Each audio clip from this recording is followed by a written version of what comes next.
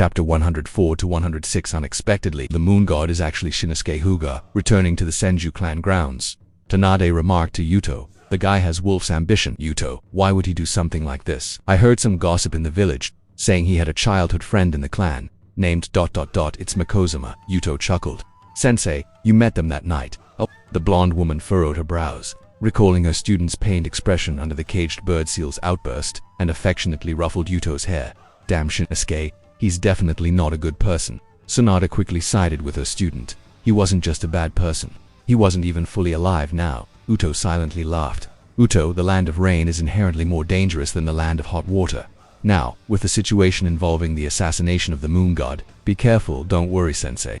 Your student is a seasoned shinobi now. You're still a young kid." Sonata handed Yuto a package. "This is for Kuchina. She wrote to me last time, saying she really missed the Doriaki from the Senju clan's vicinity." "Sure." Yuto suddenly frowned. "Is she in the land of rain?" "Yes, I thought, given her status, she would stay in the village." The identity of Kushina Uzumaki as the Ninetales Jinchuriki wasn't widely known in Konoha, but it wasn't surprising that Yuto was aware of it due to his current status. Sonata didn't doubt him, shaking her head. "The front lines in the land of rain need her power. As the last descendant of the Uzumaki clan, Kushina's sealing techniques are very strong and can handle many special situations. Besides, Minato is there, and she carries a flying thunder god kunai with her." "Indeed.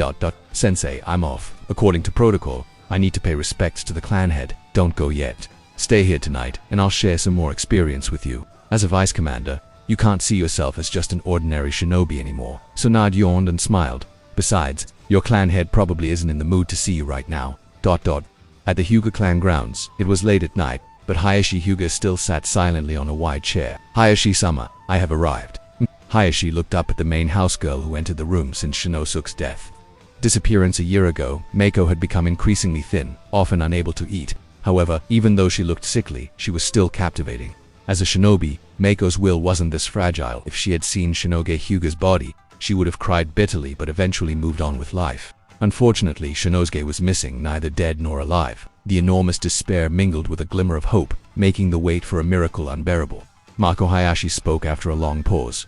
"How have you been lately, clan leader? You didn't call me here at this late hour just to chat, did you?" Meiko's tone was light. Due to her poor mental state, she wasn't very polite to anyone, and the Hyuga clan members were used to it. Hayashi wasn't offended and calmly said, "I wanted to talk to you, Meiko, as a member of the main house. You're of marriageable age and should take on responsibilities. ... Double quotes, clan leader. If there's nothing else, I'll be going. Mako, you should face reality. Shinosuke is... You're going to say Shinosuke is dead and I should move on, right?" Meiko, already on edge, snapped and stood up, shouting, "What do you know? You don't understand Shinosuke at all." Oh, Hayashi's eyes flashed, pretending to be angry, and frowned. "As the head of the main house and Hyuga clan leader, I understand Shinosuke very well." Meiko interrupted him. "No, you know nothing. Shinosuke was a kind and gentle person. He would take care of small animals, collect colorful glass beads, and then make necklaces out of them to give to me. All you know is that Shinosuke mastered revolving heaven at 12. The girl angrily stormed out. In the spacious house, Hayashi was left alone. "Indeed, we knew nothing about Shinosuke, but neither do you," he murmured softly. Meiko would explode at any mention of Shinosuke. Hayashi knew this well. He had hoped to glimpse Shinosuke Hyuga's true character tonight, but found nothing. It seemed that even to Meiko, Shinosuke had only shown a facade during the day in the Hokage's office. Hayashi had been shocked and fearful upon hearing the third Hokage's hypothesis, worried that Hiruzen Sarutobi would blame the Hyuga clan. But now, thinking about it, what was there to fear? No matter what Shinosuke had done, the power he wielded was what the declining Hyuga clan desperately needed, flying through the sky, slaying the Eight-Tails Jinchuriki in an instant, suppressing the third Hokage and killing entire ninja squads with a flick of his finger. The Byakugan was a useful Keki Genkai, ensuring any adult Hyuga clan member was at least a Chinen. But progressing to Jonin was much harder, making it incomparable to the Sharingan. Lack of high-end combat power was a perpetual pain for the Hyuga clan. If only they could obtain that power. In the spacious house, the lights flickered. ... After another 5 days, Yuto was finally ready to depart for the land of rain. As the deputy commander, he wasn't going alone. Yuto now understood the difference between a commander and an ordinary shinobi. Before departure, many people came to report and confirm various details, such as the departure time, supply routes, reconnaissance team configuration, and various codes. Every detail had to be communicated to him. Yuto felt overwhelmed, but with Sanad's help and after absorbing a lot of knowledge, he managed to handle everything quite systematically. "The last time you went to the battlefield, I also helped you with your clothes. Then, You were just an ordinary jonin this time. You're already the vice commander. Tsunade placed the necklace with the green crystal around her student's neck and smoothed his clothes. As the vice commander, you must maintain your image.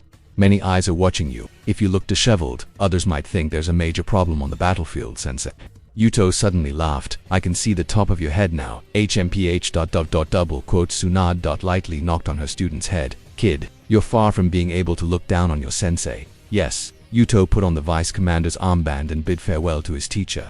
Leaving the Senju clan grounds, he arrived at the main gate where many shinobi were waiting for him. Amidst the chorus of Vice Commander, Yuto walked to the front, ready for the departure to the Land of Rain in the white-hot phase of the war in Konoha year 57. All the great nations had committed their full strength to the conflict. With the death of the fourth Mizukage Yagura Itachi, the intensity of the war escalated to a new level. From the perspective of the Land of Fire, there were two main battlefronts: the eastern Land of Hot Water front Kirigorkia, Kamogakure, and the western Land of Rain front Tsunagorkia.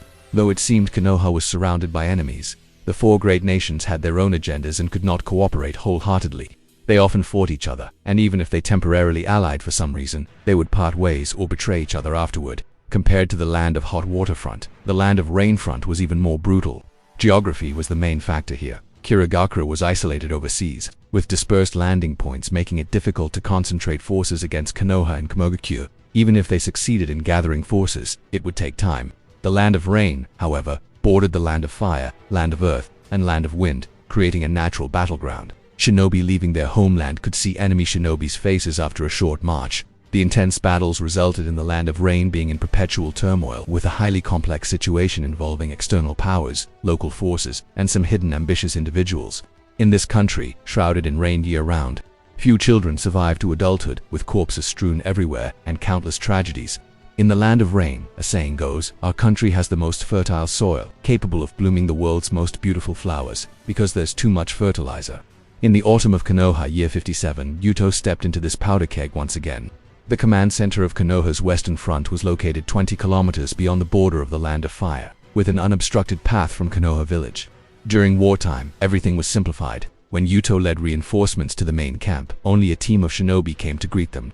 The battles in the Land of Rain were so intense that even this turnout showed significant respect. The person leading the welcome was someone Yuto knew quite well. Yo Kakashi. Yuto smiled lightly. You've grown taller. Kakashi rolled his eyes inwardly, feeling like it was an elder speaking to a junior. However, Yuto was a year older than him, had become the vice commander on the Land of Rain front, was stronger in combat, and even Sanada Simo was a generation older than his teacher. It was a complete suppression in every aspect. Vice Commander Kakashi added a subtle emphasis on vice and spoke listlessly. Sensei isn't at the camp. He went out to fight the Iwagakure forces this morning. He instructed me that if you arrived, you could look at the battle reports and classified documents first, and discuss specifics when he returns. Okay, I'll follow the commander's orders. Yuto agreed readily. I suppose the commander also has arrangements for the reinforcements behind me. Yes, the reconnaissance team, defense team, medical team, and frontline combat team all need more people. Kakashi sighed. We're currently working as if each person counts as 3. I'm acting as the commander's assistant, the leader of the 4th Assault Team, and an intelligence analyst. Tomorrow I'll be leading a squad on a mission. Yuto clicked his tongue, not expecting the battles in the Land of Rain to be so fierce that even Konoha, with its vast population, had to squeeze its manpower this hard. You all have it tough. Let's go inside. It's been raining since we entered the Land of Rain. Due to the dampness of the Land of Rain, Konoha's main camp was built with bamboo structures, with stone pillars supporting the buildings. This setup prevented Iwagakure's Earth Release sneak attacks and kept the food supplies dry. Yuto's designated office was not far from Minato's spacious, with an office area in the front and living quarters in the back. Vice Commander, double quotes Kakashi. When we're alone, just call me by my name. We often sparred in the Shinobi Academy and were together when we became Jonin. We're not that distant. Yuto-san. Kakashi nodded, as the Vice Commander. You'll have 2 guards stationed in front of your room for relaying orders and maintaining security. Do you have any preferences for their selection? No preferences. I'll leave it to Minato-senpai. Understood. War makes people grow. Kakashi, a year younger than Yuto, already handled these tasks well. By the way, is Kushina-senpai here? Yuto lifted the package Tsunade had entrusted to him. It's a dorayaki from near the Senju clan's grounds, a gift from sensei to Kushina-senpai. She's in the camp, but...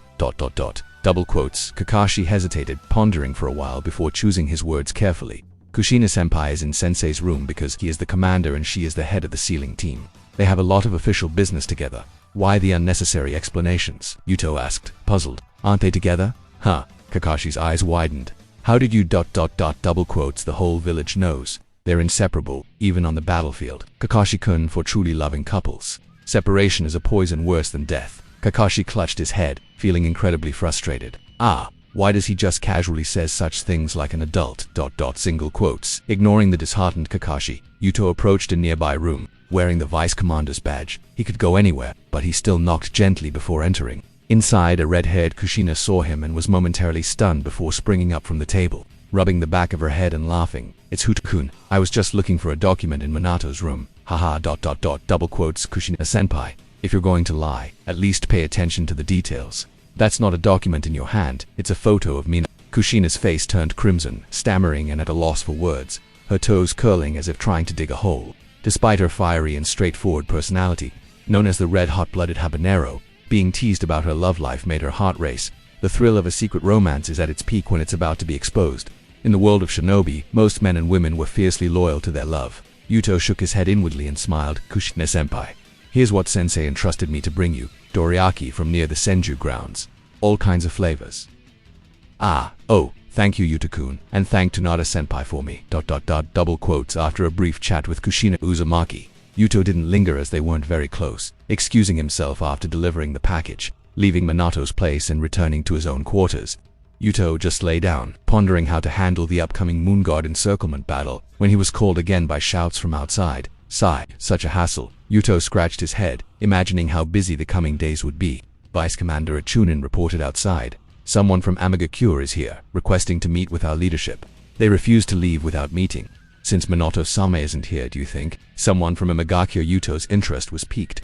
He accepted the matter, got dressed, and followed his subordinate to a room on the edge of the camp. Opening the door, a beautiful woman in a black hikaload cloak turned around, a white paper flower pinned in her purple hair swaying gently with her movement. It was Konan. Who are you? Konan's eyes widened, and the paper flower on her head shook slightly. Are you? Yuto, it's been a long time. Konan. Yuto waved away his subordinates, creating a private space for him and Konan.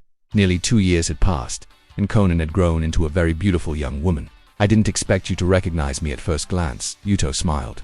Please, have a seat. Your reputation precedes you. Even in the land of rain, I hear about the lone lion. Yahiko told me you're an impressive shinobi ... He never praises anyone younger than himself like that. Konan looked at the young man before her, her tense body gradually relaxing. Uto had stayed with Yakowski for a month, though they rarely spoke. He was still a familiar face.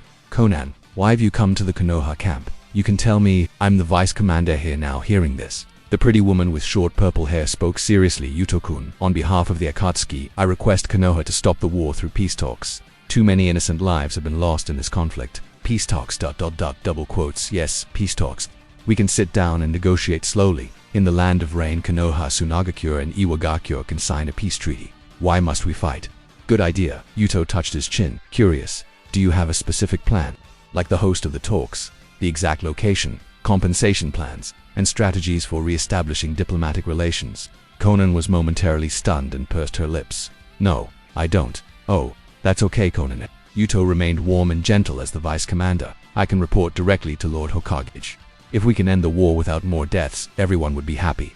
This is a good thing. The woman with purple hair sighed in relief. Yuto, I knew you would understand Yahiko's feelings. ... Yuto smiled politely but then changed the subject to chat casually with Konan. The trio from Amagakure had very distinct personalities. Yahiko could be seen as an idealistic and passionate dreamer, somewhat like Naruto without the luck, valuing friendship and lofty ideals. Nagato was a naive believer, easily manipulated, which is why Obito could use him later. He even sacrificed himself to resurrect the people of Konoha after a conversation with Naruto. As for Konan, she was like a drifting flower. She lived for Yahiko when he was alive, followed Nagato after Yahiko's death, and finally fought Obito for Naruto, sacrificing her life in the process. In a peaceful world, their talents would undoubtedly lead to great achievements. Unfortunately, this was the shinobi world, kind-hearted, yet the world was too harsh. Such a character rarely meets a good end. Yuto-kun, it's great to have you here. As she was about to leave, Konan sighed. Before coming, I thought that if I couldn't see Commander Minato, I would wait outside the Konoha camp until he agreed to meet me. Konoha hasn't declared war on Amagakure. Commander Minato wouldn't refuse to see you. But Konan, why did you come? I remember that Yahiko usually handles such diplomatic matters. He's tackling a tougher task. Oh, Yuto asked, seemingly casually, is he going to war? No, like my purpose here, He's meeting the leader of Amigakure to propose a peace treaty. Oh, Yuto Hyuga sighed. Hanzo the salamander. Amigakure High Tower. A man sat in a chair, watching the departing Akatsuki members. He had gray-white hair, a strong build, and wore a lead-gray breathing mask. Although he remained silent, there was an oppressive aura about him. This was Hanzo, the salamander, known as a demigod, a remarkable young man. Suddenly, a voice came from a secret room behind Hanzo. So this is the leader of the Akatsuki indeed. No matter how detailed the intelligence, it's nothing compared to seeing him in person, Danzo Shimura.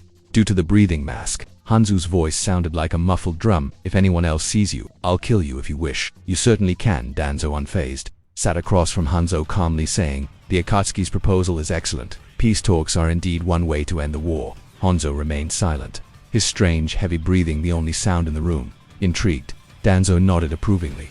Not surprising for someone called a demigod.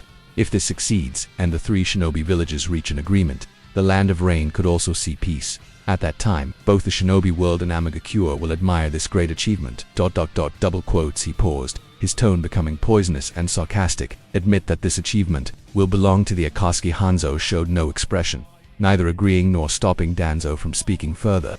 Poor Hanzo, Danzo sighed. You've dedicated your life to Amigakure to avoid poisoning those around you and to gain great power. You've worn a breathing mask for 24 hours a day. Over the years, I've never heard you complain.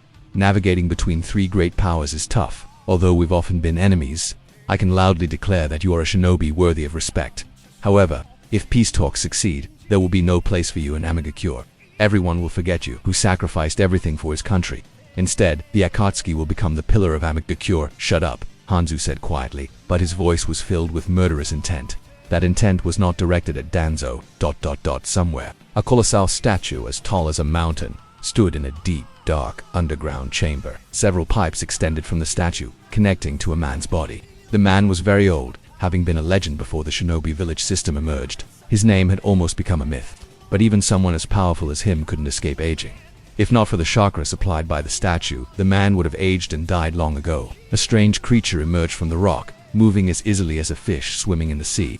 It barely resembled a human, with only half a face intact, its entire body white as if made from latex. The old man opened his eyes, his Sharingan's 3 tomos slowly spinning. These Sharingan were, of course, not his original ones. His own eyes, which had accompanied him for decades and held immense power, had been transplanted to that red-haired boy long ago. But even spare eyes were chosen from his clan. An Uchiha's body must have Uchiha eyes. The proud blood still flowed in his veins, never ceasing for even a moment. You're back, he said hoarsely. Tell me about that moon god fellow. Double quotes. Even though his body was failing and withered, when he said the name moon god, his tone was calm and natural, as if referring to a tiny ant. He had every right to. After all, he was the storm caused by Orochimaru's departure from Konoha during the Third Shinobi War was far more than just Konoha's front line struggling. The early death of the 4th Mizukage and Yuto's promotion to deputy commander. Deeper repercussions were slowly brewing. Danzo Shimura, scorned by the 3rd Hokage because of this incident, was no longer trusted. This man, who claimed to be the root of Konoha, would use extreme methods to prove his worth and loyalty to Konoha. His actions would become more ruthless and urgent, even speeding up certain plans, such as the Destroy Akatsuki plan with Hanzo the Salamander. The moon god's appearances, displaying abilities comparable to the Rinnegan, naturally attracted Uchiha Madara's attention. He was also interested in the face behind a Hanya mask. Hiruzen Sarutobi was weaving a large trap, aiming to kill the moon god in one strike, likely in the Land of Rain, which would involve many high-level shinobi and make Amagakure's situation even more unpredictable. Everything had deviated from the original storyline. The source of these changes was Yuto. He was a small caged bird, yet also a massive Jarmungandr whose movements could influence the world. Transmigrators were never ants. The slug sage, having lived for 1,000 years, had bet everything on that unpredictable fate. Maybe it was too clenched, maybe too Chenabu, but at this moment, the shinobi world could still be described with one sentence. Fate is stirring.